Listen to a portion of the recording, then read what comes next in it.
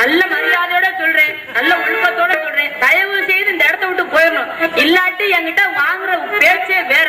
பெரிய மனுஷன் தலைப்பே ஸ்தானத்துல இருந்து வந்தவர்னு முதலே சொல்லிட்டீங்க. தகப்பனுக்கு என்ன மரியாதை கொடுக்கணுமோ அது வரையும் கூட்டு விடுறீங்க. இப்ப தகப்பன் விட்டுட்டு நீ வேற மாமா வேலை பார்க்கணும்னு ஆரம்பிச்சுன்னா அப்புறம் அது வேற. அடுத்த புருஷனை பார்த்து வர்றது எந்த தகப்பனாச்சும் மாமனாயா? ஒத்த பொம்பளை பிள்ளைக்கு அடுத்த புருஷனை பாக்குறேன் தகப்பனா கிடையாது. நீ தகப்பன் ஸ்தானம் ஆரம்பத்துல சொல்லிட்டு அடுத்த புருஷனை பார்த்து வந்திருக்கீங்க. உங்களுக்கு அறிவு இருக்கா? மனுஷனா இருந்தா தெரியும். நீ மனுஷனா? மனுஷத்துலயும் சேர்த்துல, மிருகத்திலையும் சேர்த்துல, எதிரையும் சேர்த்துல. அப்படி இருக்கும் போது நீ முருகனை பார்த்து வந்திருக்கீங்க. யார் முருகப்பெருமானி? குலதெய்வம்யா. குலதெய்வத்தை நான் எப்படி திருமணம் பண்றது? என்னத்த சொல்றது? இதுக்கு மேல என்ன சொல்றேன்? இதுக்கு மேல நின்னீங்கன்னா உங்களுக்கு சரி வராது. அப்புறம் என் வாய் பேசாது, வேற ஏதாச்சும் பேச வேண்டியது வரும். தயவு செய்து போயிரு. என் கோபத்தை தீண்டக்கூடாது.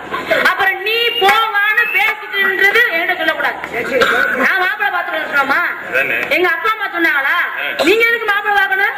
எனக்கு யார்? நீ யார் மாப்பிள்ளை பார்த்து எனக்கு? நாங்களாம் இல்ல மாப்பிள்ளை பார்ப்போம்ல. உனக்கு மாப்பிள்ளை பாக்குறது பெரிய விஷயம் இல்லைங்க, நல்ல காரியம். மாப்பிள்ளை பார்க்கலாம், புருஷன் பார்க்கலாமா? தப்பு இல்லையா? நீ கல்யாணம் புருஷன் அடுத்த புருஷன் இல்ல. நீ மாதிரி ஒரு கல்யாணம் ஆகாத பிள்ளை இருந்தா பரவாயில்ல. எப்படி கல்யாணம் ஆகாத ஆம்பளை பார்த்து கல்யாணம் பண்ணிக்கணும் இல்ல? என்ன